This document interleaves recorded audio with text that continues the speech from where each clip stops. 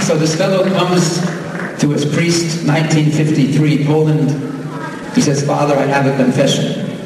He says, what's the confession? He says, well, I've been hiding several Jews in my home. And the priest says, no, it's a very noble deed. You should have paradise for that. Why are you confessing for that?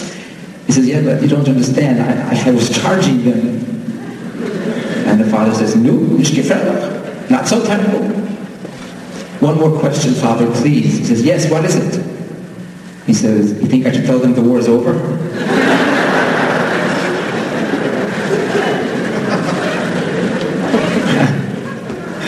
The story came to mind learning today's parsha with Avraham Avinu and the Bnei Ephraim buying Moras HaMachpelah. And of course they say to the Yid, $400, we're friends. We're friends. What's $400 between friends? And it sort of reminded me we have the same situation now with America and Israel going on. We're friends. What's 13%? We're friends. Throw in the 13%, etc., etc. In the end, as Rashi says, Avraham ended up paying a very high price, a very special type of money that added up to $400. But my friends, I think our tefillah is medafanish katoivus. We don't want any favors. We don't need any favors. Kishem shani roikev kenegdeh. Ve'eni yochel l'goyavo. Hashem, you are us, and you protect us from all our enemies. Kishem shani.